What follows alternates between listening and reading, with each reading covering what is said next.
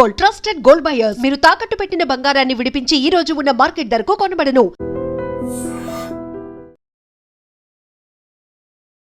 నమస్తే, welcome to I dream weekend update with కవిత.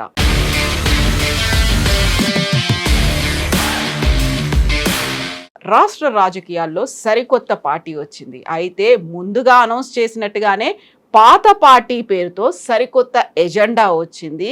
తెలంగాణ రాష్ట్ర సేనగా తన పార్టీ పేరును అనౌన్స్ చేశారు మాజీ ఎంపీ ఎమ్మెల్సీ కల్వకుంట్ల కవిత.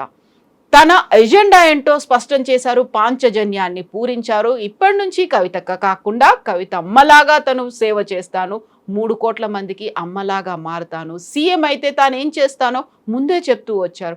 యాక్చువల్గా టీఆర్ఎస్ పేరు తనకి ప్లస్ అవుతుందా మైనస్ అవుతుందా, బీఆర్ఎస్ ఎలా చూస్తుంది? మనతో పాటుగా టీఆర్ఎస్ పార్టీ వ్యవస్థాపక మెంబర్, పొలిటికల్ అనలిస్ట్ వి ప్రకాష్ గారు. ప్రకాష్ గారు నమస్కారం. సో టీఆర్ఎస్ ఈ పేరు వినగానే ఫస్ట్ మీకు ఏమనిపించింది? తెలంగాణ రాష్ట్ర సేన అంటే ఎప్పుడు కూడా ఒక కొత్త పార్టీ వచ్చింది అంటే వెల్కమ్ చేస్తాం. ఎందుకు వెల్కమ్ చేస్తాము?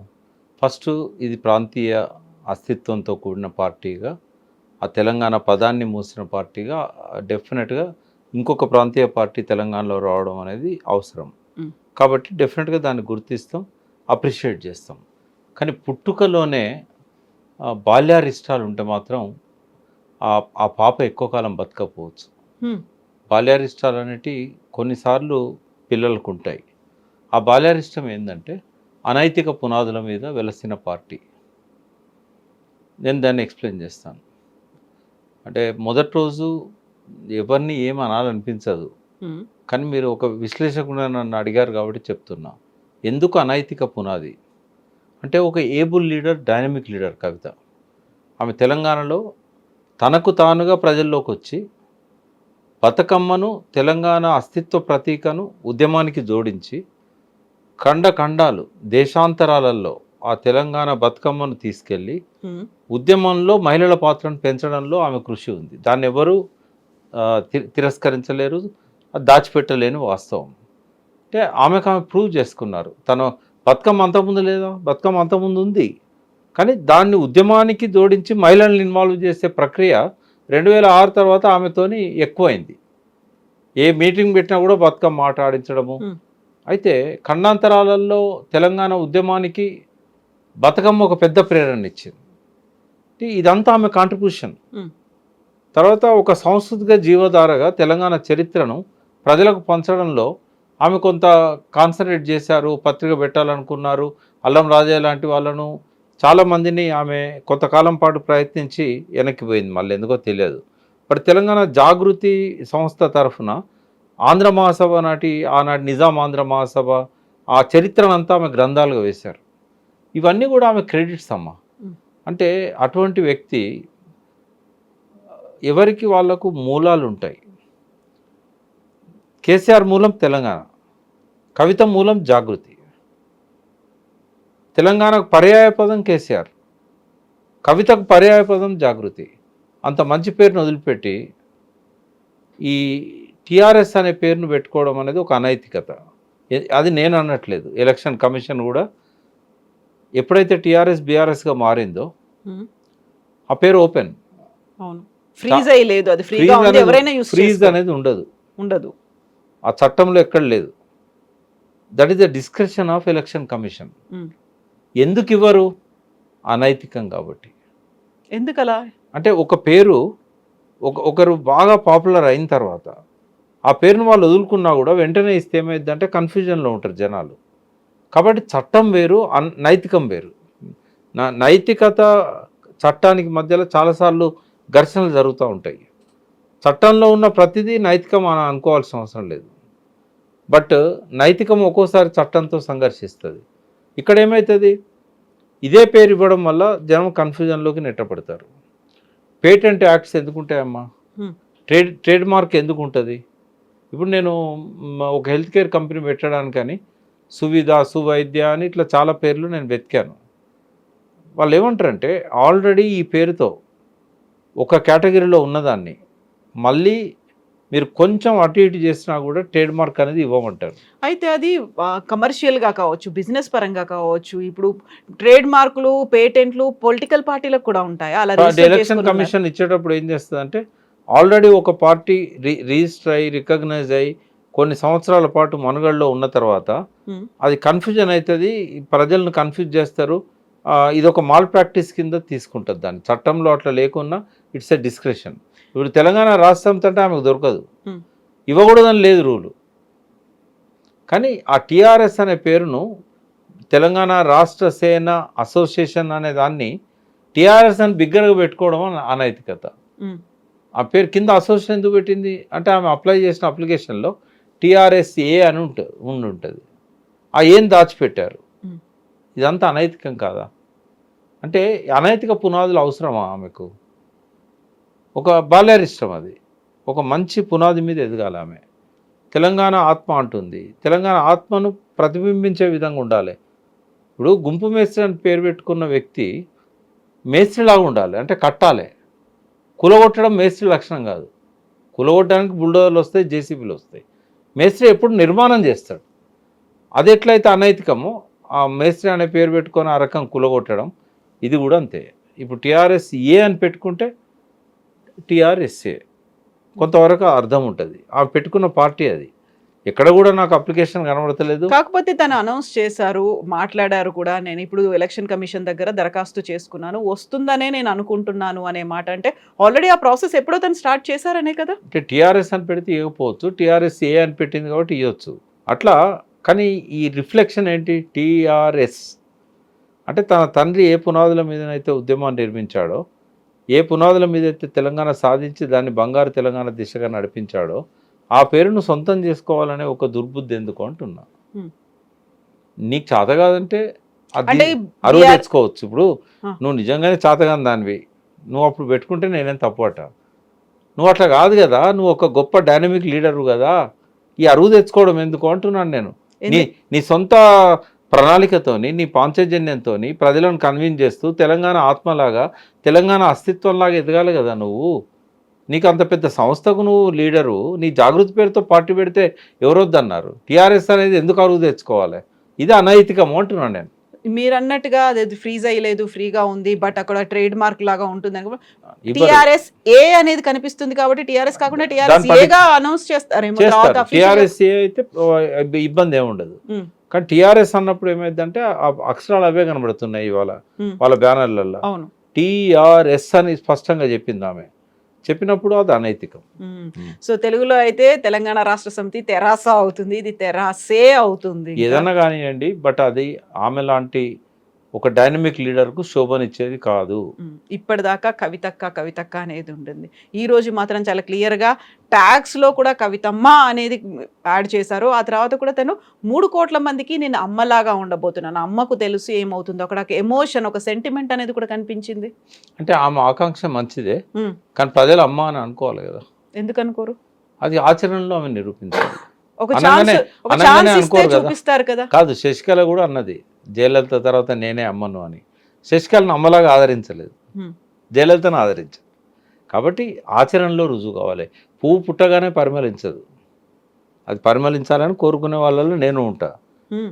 కానీ సో బెస్ట్ విషెస్ అయితే తనకి చెప్తున్నారు. 100% చెప్తాం. ఎందుకంటే నాకు ఇప్పుడు ఒక శత్రువు ఇంట్లో బిడ్డ పుట్టినా కూడా శత్రువును శత్రువుగా చూస్తాం, కానీ బిడ్డను శత్రువుగా చూడం కదా. రెండవది, తెలంగాణ ఆత్మను ఆవిష్కరిస్తున్నా అన్నది వెల్కమ్. తెలంగాణ అస్తిత్వం కోసం నేను నిలబడతా అన్నది. ఈ మధ్యనే నేను తెలంగాణ అస్తిత్వ వేదిక పెట్టి దాని చైర్మన్ ఉన్న వ్యక్తిని. నాకు ఇంకో తోడు దొరుకుతుంది అనుకుంటాం కదా. తర్వాత ఎప్పుడు కూడా గుర్తుపెట్టుకోవాలమ్మా, ఆమెకు రాజకీయం డెఫినెట్గా ఆమె చేస్తుంది. ఆమె రక్తంలో రాజకీయం ఉంది. ఆమె లాస్ట్ 1.5 డెకేడ్ జీవితంలో రాజకీయం ఉంది. 2 డెకేడ్స్, ఇప్పుడు 20 ఏళ్ళు అయింది ఆమె రాజకీయాల్లోకి వచ్చి. సొంతంగా ఎదిగిన మనస్తత్వం డెఫినెట్గా ఒక ఆభరణం అవుతుంది తెలంగాణకు. కానీ ఆమె లోపల చాలా చేంజెస్ రావాలి. ఫస్ట్ చేంజ్ ఏంటంటే ఆమె ఏ పేరుతో రిజిస్టర్ చేస్తే ఆ పేరుతో చెప్పుకోవచ్చు. బట్ టీఆర్ఎస్ ఖ్యాతిని తన ఖాతాలో వేసుకుందాం అనుకుంటే మాత్రం అది నెగటివ్ అవుతుంది ఫస్ట్. సెకండ్ ఏంటంటే తెలంగాణ అస్తిత్వం కోసం తెలంగాణ ఆత్మను ఆవిష్కరిస్తే నేను మిమ్మల్ని అడుగుతా ప్రశ్న, తెలంగాణలో ఏదన్నా అట్లాంటి పార్టీ ఉందా ఇంకోటి? ఎలాంటిది? తెలంగాణ ఆత్మను అస్తిత్వం కోసం పనిచేసిన పార్టీ. సో టిఆర్ఎస్ అదే పని టీఆర్ఎస్ చేసింది. ఒకటే కదా. కాకపోతే ఇంకేదన్నా ఉందా? ఒక పేగు బంధాన్ని తెంచుకున్నట్టుగా బీఆర్ఎస్ లోకి మారింది కాబట్టే తెలంగాణ ఉనికిని కోల్పోయింది, అందుకే ఓడిపోయింది ఒక్క అని. నిమిషం నేను అడిగే ప్రశ్న ఏంటంటే, ఆ. తెలంగాణలో ఆ ఒక్క పార్టీ తప్ప ఇంకో పార్టీ లేదు. చాలా మంది పెట్టారు కానీ ఏది నిలబడలేదు. ఇప్పుడు ఉంది అది ఒకటే పార్టీ కదా. పేగుబంధం అని అంటారు. పేగుబంధం అంటే తల్లికి బిడ్డకుండే సంబంధం ఉండాలి. నేనేం చెప్పదలుచుకున్నా అంటే, తెలంగాణలో రెండవ రాజకీయ పార్టీ తెలంగాణ పేరుతో వచ్చింది. నిలబడాలని కోరుకుంటున్నాం. ఎటువంటి సంబంధం ఉండాలి? పేగుబంధమే ఉండాలి. తల్లికి బిడ్డకుండే పేగుబంధమే ఉండాలి. అంటే కేసీఆర్తో నీకు ఎన్ని విభేదాలు ఉన్నా, తెలంగాణ నీ ఓటమికి కేసీఆర్ కారణమని నువ్వు అనుకోవచ్చు. నీకు ఇవ్వాల్సిన ఇంపార్టెన్స్ ఇవ్వట్లేదని నువ్వు అనుకోవచ్చు. నిన్ను బయటికి గెంటేసిండు ఏకపక్షంగానే అనుకోవచ్చు. అది ఆమె అభిప్రాయం. అది వాళ్ళ మధ్య ఏమేమి విభేదాలు ఉన్నాయో ఏమీ ఎవరికి తెలియదు. అది మీ ఇద్దరికి సంబంధించిన అంశం. ఒక తెలంగాణ బిడ్డగా, ఒక తెలంగాణ వాదిగా నేను తెలంగాణ కోసం ఎన్ని పార్టీలు వచ్చినా కూడా డెఫినెట్గా వెల్కమ్ చేస్తా, రావాలని కోరుకుంటా. ఈ ప్రాంతాన్ని మీద బయటి వాళ్ళ పెత్తనం ఉండకూడదని కోరుకుంటా. కాంగ్రెస్ ఇవాళ రిమోట్ కంట్రోల్తో తెలంగాణ ప్రభుత్వాన్ని నడిపిస్తున్నది. అట్లాంటివి ఉండకూడదంటే ప్రాంతీయ పార్టీలే అధికారంలోకి రావాలని కోరుకుంటా. కానీ తెలంగాణ పేరు పెట్టుకొని ప్రథమ శత్రువుగా ఇంకో తెలంగాణ పార్టీని చూడడం అనేది అది మార్చుకోవాలి. అది శత్రువు అని ఎందుకు అనుకుంటారు? ప్రజలకు ఉన్నటువంటి లక్ష్యాలు, ఆకాంక్షలకి అనుగుణంగా ప్రభుత్వం పనిచేయలేకపోయింది. 10 ఏళ్ల పాటు నమ్మి అధికారం ఇచ్చిన తర్వాత ప్రజలు ఏం కోరుకున్నారో అది సాధించలేదు. సామాజిక తెలంగాణ రాలేదు అనేదే కదా కవిత చెప్తోంది. పాజిటివ్ ఆటిట్యూడ్ పార్టీ పెట్టే వాళ్ళకు ఉండాలి. కొత్తగా పార్టీ పెట్టే వాళ్ళకి ఎక్కువగా ఉండాలి. ఒక గ్లాసులో సగం నీళ్లు ఉన్నాయి. నీళ్ళ గురించి ఆమె ఎక్కడ మాట్లాడలేదు. తెలంగాణ వచ్చిన తర్వాత ఏదైతే సాధించారో అది మామూలు సాధన కాదమ్మా. అది నేను మీ ఛానల్లోనే ఛాలెంజ్ చేశాను. 78 ఏళ్ళ స్వతంత్ర భారతదేశంలో ఏ రాష్ట్రంలో, ఏ కాలంలో, ఏ ముఖ్యమంత్రి చేయనంత గొప్ప అభివృద్ధి, సంక్షేమం, ఆ 2 అంశాలల్లో మీరు ఏ రంగం గురించి అయినా మీరు తీసుకున్నట్టయితే కేసీఆర్ వాజ్ టాప్. అంటే ఆయన సాధించిన ప్రగతి అది మీరు ఏ ఫీల్డ్ అన్నా తీసుకోండి, నేను రుజువు చేయడానికి సిద్ధంగా ఉన్నా. ఎక్కడా జరగలేదు. అటువంటి గొప్ప ప్రగతిని తెలంగాణకి ఇచ్చిన వ్యక్తి ఆయనే. అనితర సాధ్యమైన పద్ధతుల్లో తెలంగాణ ఉద్యమాన్ని నడిపి తెలంగాణను సాధించిన వ్యక్తి ఆయనే.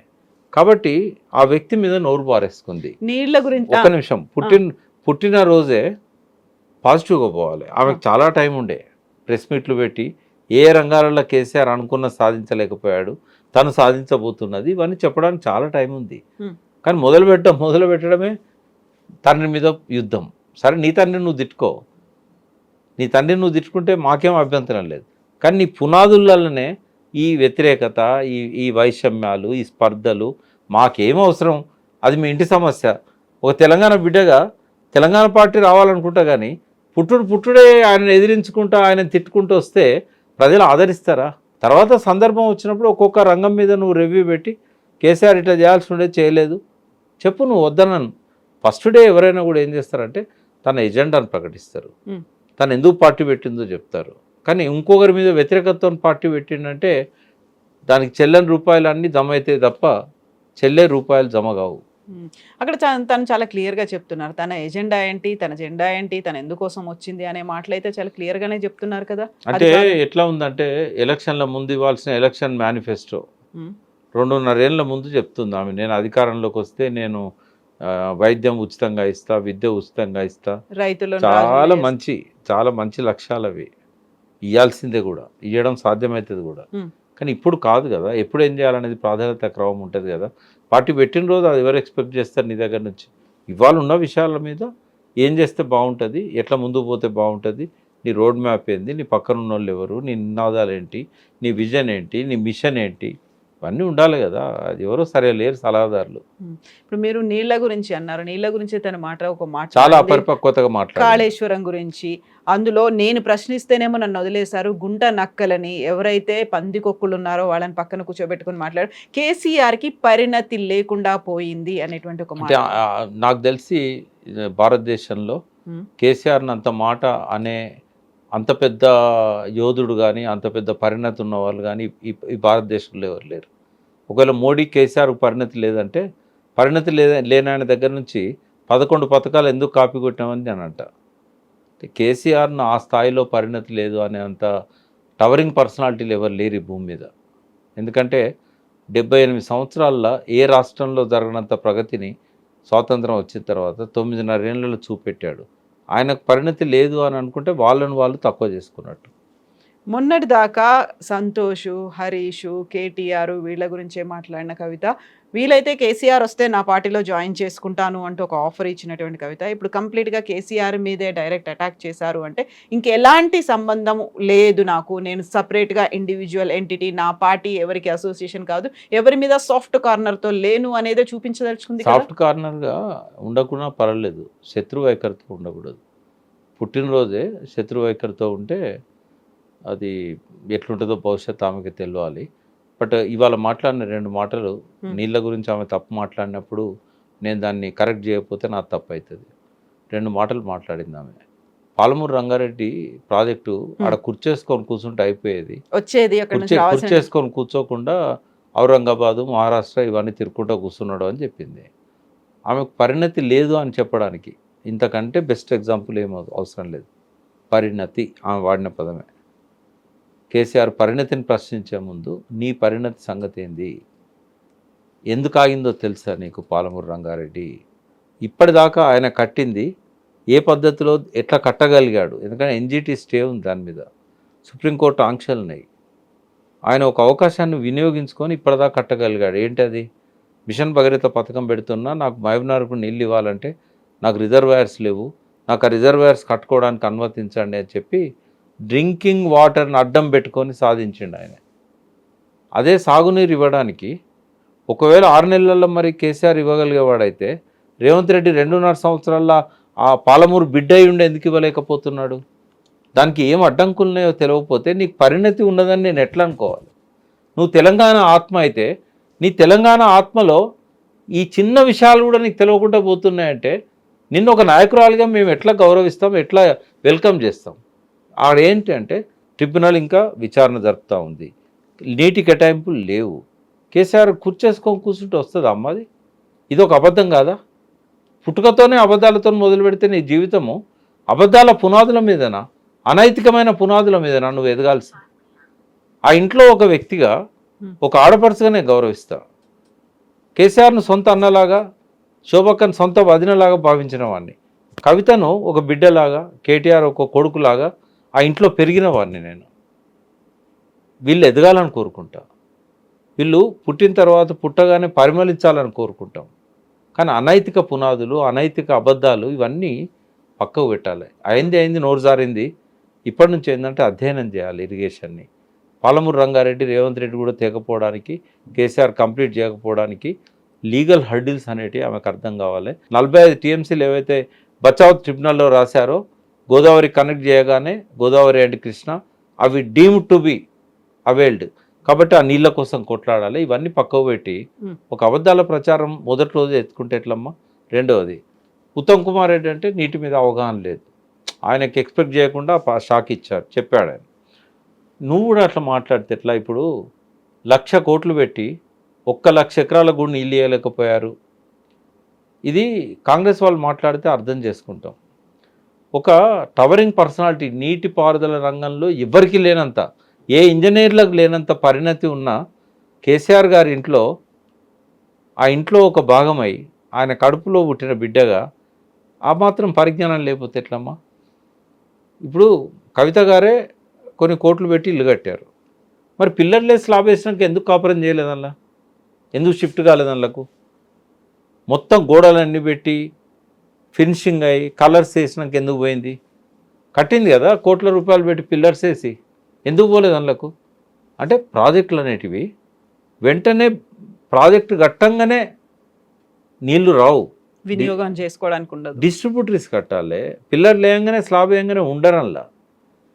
ఫినిషింగ్కి ఎక్కువ టైం పడుతుంది. ఒక ఇల్లు కట్టాలంటే 3 నెలల్లో పిల్లర్ స్లాబ్లు అయిపోతాయి, కానీ 30 నెలలు పడుతుంది మొత్తం అంతా కంప్లీట్ కావాలంటే. ఆ మాత్రం పరిజ్ఞానం లేకపోతే ఎట్లా? వేరే వాళ్ళు ఎవరన్నా అంటే నేను పట్టించుకోను. ఈవెన్ ఉత్తమ్ కుమార్ రెడ్డి, రేవంత్ రెడ్డి అన్న వాళ్ళకి నీళ్ళ మీద పరిజ్ఞానం లేదని వదిలేస్తా. నీకు కూడా లేకపోతే ఎట్లా పరిజ్ఞానం? నువ్వు పరిణతి గురించి మాట్లాడతావా? కేసీఆర్ పరిణతి కొంచెం పరిణతి పెంచుకోవమ్మా. అది రెడీ పెట్టారు వాళ్ళు ఇప్పుడు ప్రాజెక్టులు.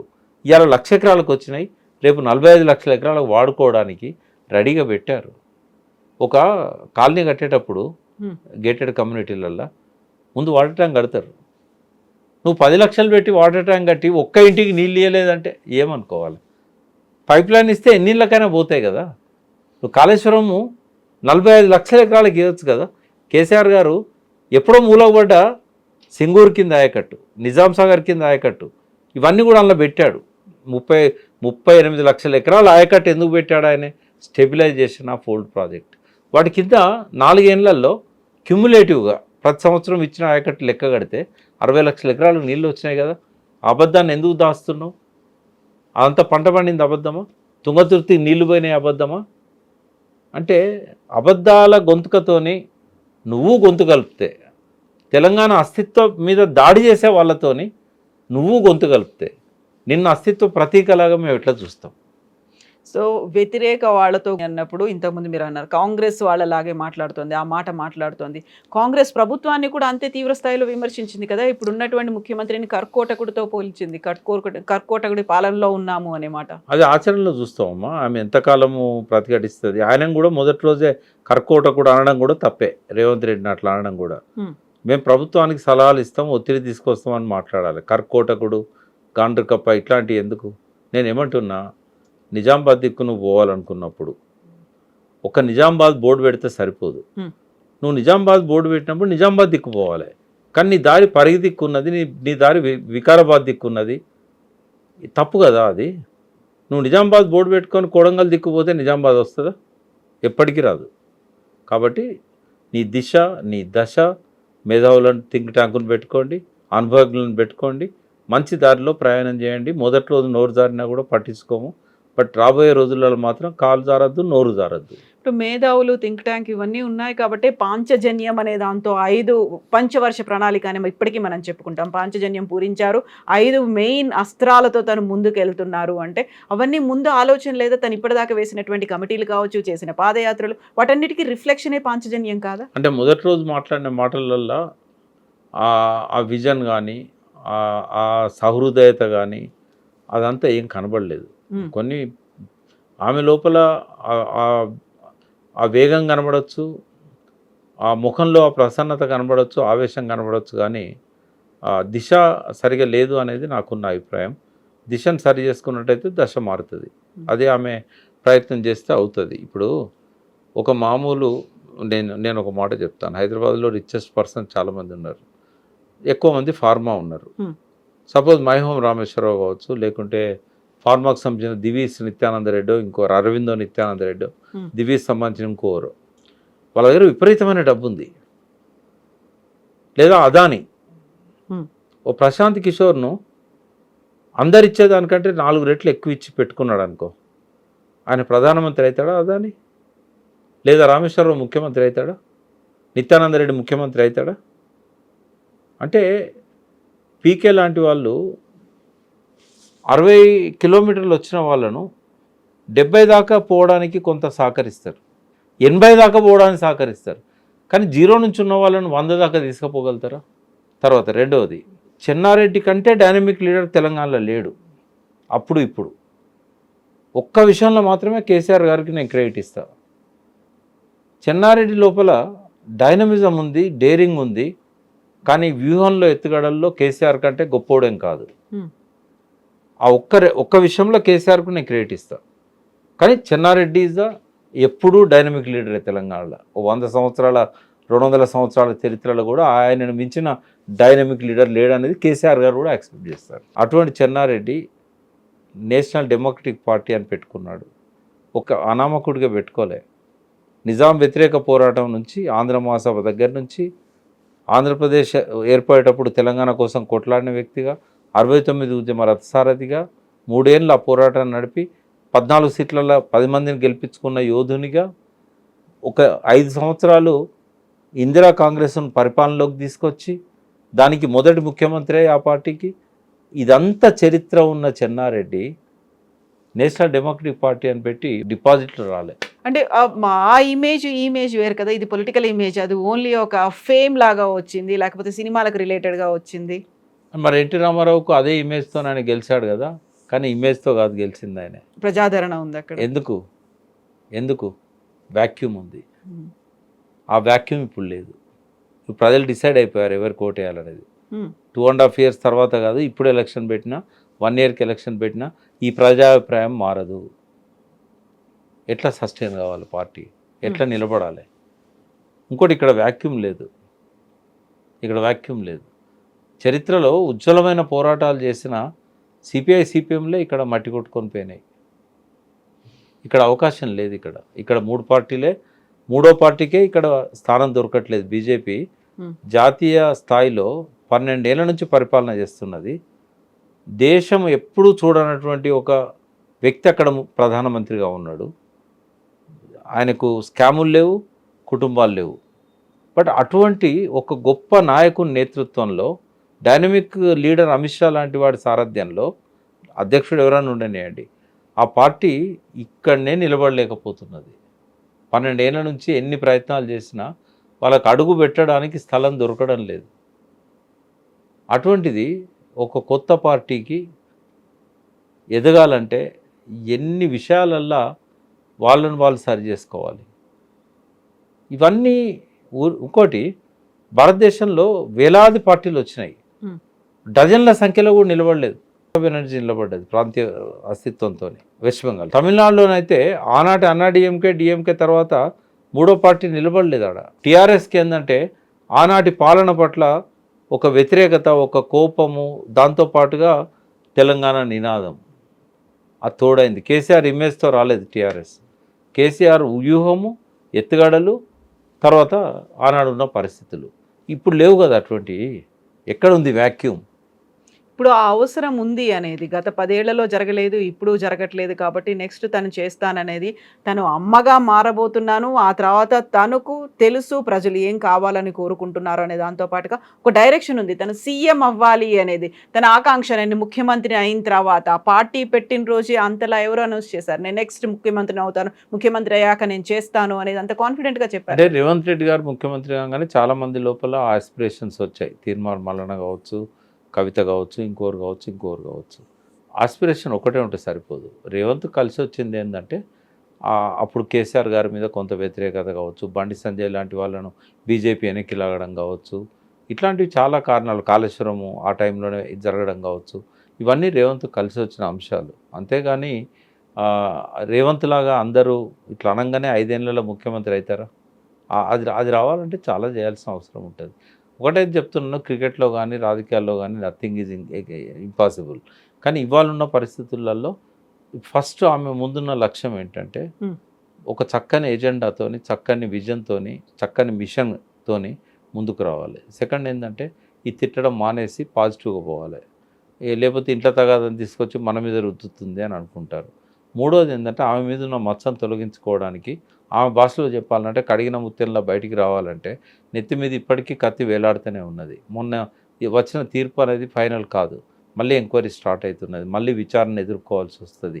ఇవన్నీ కూడా ఆమె వదిలించుకోవాల్సిన అవసరం ఉంటుంది. క్లీన్ ఇమేజ్ ఆమెకు రావాలంటే ఇవన్నీ, ఈ ఆరోపణలు, ఈ నిందలు, ఈ కేసులు, ఇవి వదిలించుకోవాల్సి వస్తుంది. నాలుగవది ఏంటంటే, తరతరాలుగా రక్తంలో జీర్ణించకపోయిన ఫ్యూడల్ భావాలు, అన్ని కమ్యూనిటీల కంటే వెల్మ కమ్యూనిటీ మీద తెలంగాణలో ఎక్కువ ఫ్యూడలిజం ఉంటుంది. వాళ్ళ లోపల ఎక్కువ గ్రామాలలో ప్రజలను పీడించింది, సతాయించింది వెల్మ కమ్యూనిటీ. అది ఇప్పుడు జనరేషన్లో లేదు, కానీ వెనకటి చరిత్ర నేను చెప్తున్నా. అది ఎంతో కొంత జీన్స్లో ఉంటుంది. దాన్ని వదిలించుకోవాలి. ఫస్ట్ వదిలించుకోవాలంటే తిట్టుడు బంద్ చేయాలి. లాస్ట్ చెప్పదలుచుకున్నది ఏంటంటే, ఇప్పటి ప్రథమ లక్ష్యము పార్టీని ఫస్ట్ ప్రజల్లోకి తీసుకెళ్ళడానికి ఆ బాటలు పరచాలి. ఇప్పుడే అధికారంలోకి వస్తా, ముఖ్యమంత్రిని అయితే నేను పూర్తి విద్య ఫ్రీగా ఇస్తా, వైద్యం ఫ్రీగా ఇస్తా, ఉండనియండి. మీ మిషన్లో రాసుకోండి, అవి మీ ప్రణాళికలు రాసుకోండి. ఆ స్లోగన్స్ ఇప్పుడు అట్రాక్ట్ చేయవు. ముందేంటంటే, ఏ గ్రామాలల్లో, ఏ పట్టణాలల్లో ఎవరిని పార్టీలోకి తీసుకుంటే ఆ పార్టీ ఆరోగ్యకరంగా ఉంటుంది. ఇప్పుడు రోగాలతోని మంచాన పడ్డోళ్ళని తీసుకుంటే పార్టీ ఎదగదు. నెగటివ్ క్యారెక్టర్ని వాళ్ళని తీసుకుంటే పార్టీ ఎదగదు. చెల్లని రూపాయలను తీసుకుంటే ఖజానా నిండదు. ఏ పార్టీకి అక్కర్రాను తీసుకుంటే ఈ పార్టీ కూడా అక్కర్రాడు. ఈ విషయాలలో కొంచెం జాగ్రత్తగా ఉండి ఆ పార్టీకి జవసత్వాలు ఇవ్వాలి, దాని వెన్నుముకను కరెక్ట్గా నిలబెట్టాలి. అన్ని రకాలుగా ఆ ఫ్రేమ్లో ఉంటే ఈ చరిత్రను కొంచెం మార్చవచ్చు. ఎట్లా అంటే ఈ నిలబడ్డ మూడో పార్టీ అవుతుంది. పెద్ద పెద్ద యోధులు విఫలమైన కాడ, ఈవెన్ విజయశాంతి లాంటి స్టార్డమ్ ఉన్నోళ్ళు తెలంగాణ నినాదం పెట్టుకొని వచ్చినా కూడా కేసీఆర్ మీద ఉన్న వ్యతిరేకతను సొంతం చేసుకోవాలనుకున్నా విజయశాంతికే సాధ్యం కాలే. లాస్ట్కి అదే విజయశాంతి మళ్ళీ టీఆర్ఎస్లోనే కలవాల్సిన పరిస్థితి వచ్చింది. కాబట్టి ఇవన్నీ ఉంటాయి. భవిష్యత్తులో ముందుకు సాగాలంటే టీఆర్ఎస్ మీద ద్వేషం కానీ తన తండ్రి మీద ద్వేషం కానీ ఉండకూడదు. ఎందుకంటే తండ్రిని తిట్టడానికి పార్టీ పెట్టిందనే మెసేజ్ పోయిందనుకోండి, ఇంకా ఆమెకు ఫ్యూచర్ ఉండదు. తండ్రి మీద కోపంతో పెట్టిందన్న ఎవరు రారు. కాబట్టి ఇవన్నీ సరి చేసుకుంటే ఆ పార్టీకి ఉజ్వలమైన భవిష్యత్తు ఉంటుంది. కాబట్టి చాలా ఉన్నాయి చేయాల్సినవి. డబ్బులు దండగా పెట్టుకోవద్దు, ఇవాళనే అధికారంలోకి వస్తారనే కళలు అక్కర్లేదు. ఎదగాలి కదా, కనీసం 18 ఏళ్ళు వస్తేనే ఓటు హక్కు వస్తుంది. ఇప్పుడే పుట్టిన పాపకి 4 ఏళ్ళకే నేను ఓటు హక్కు కావాలంటే వస్తుందా? కొంచెం ఆ పరిణామ క్రమం అనేది ప్రకృతితో సమన్వయం చేసుకోవాల్సి ఉంటుంది. ఒక చెట్టు పెట్టంగానే కాయలు కాస్తుందా? దాన్ని ఎదగాలి కదా, ముందు నీరు పోయాలి, నారు పోయాలి, దాన్ని నర్చరింగ్ ఉంటుంది, దానికి సన్లైట్ పడాలి.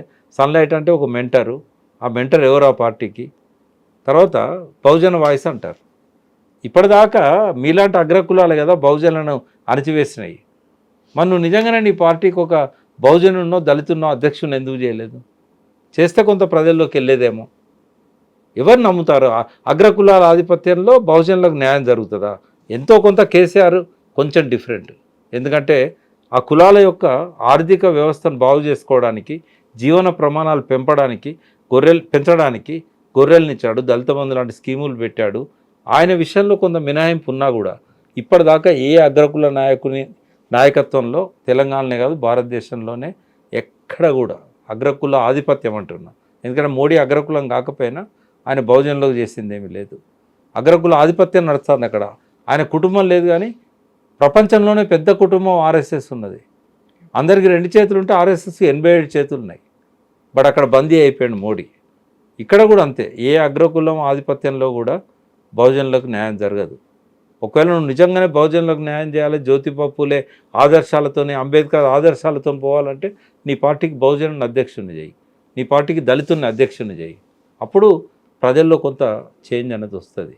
ఇవన్నీ చేయకుండా నువ్వు ఫ్రీ ఎడ్యుకేషన్ ఇస్తానన్నా, ఫ్రీ హెల్త్ ఇస్తానన్నా అవి బాగానే ఉంటాయి, కానీ నువ్వు అధికారంలోకి వస్తావని ప్రజలు నమ్మరు. ఇప్పుడు ఆ పార్టీ ఎంతమందిని ఎమ్మెల్యేలు నిలబెట్టినా కూడా అల్టిమేట్గా వీడు గెలుస్తాడా గెలవడా, కవితను చూసి ఓటేయరు. వాళ్ళకు గెలుస్తాడా లేదా అనే దాన్ని బట్టి ఓటేస్తారు. కాబట్టి నీ సైన్యం గెలవనప్పుడు ఈ సైన్యం ఎక్కడ నిలబడుతుంది, ఈ సేన ఎక్కడ నిలబడుతుంది? చూద్దాం సేనాధ్యక్షురాలు ఏం చేస్తారనేది. మంచి జరగాలనే కోరుకుంటున్నా. ఎస్ ప్రకాష్ గారు, థ్యాంక్ యూ సో మచ్ అండి. Thank you.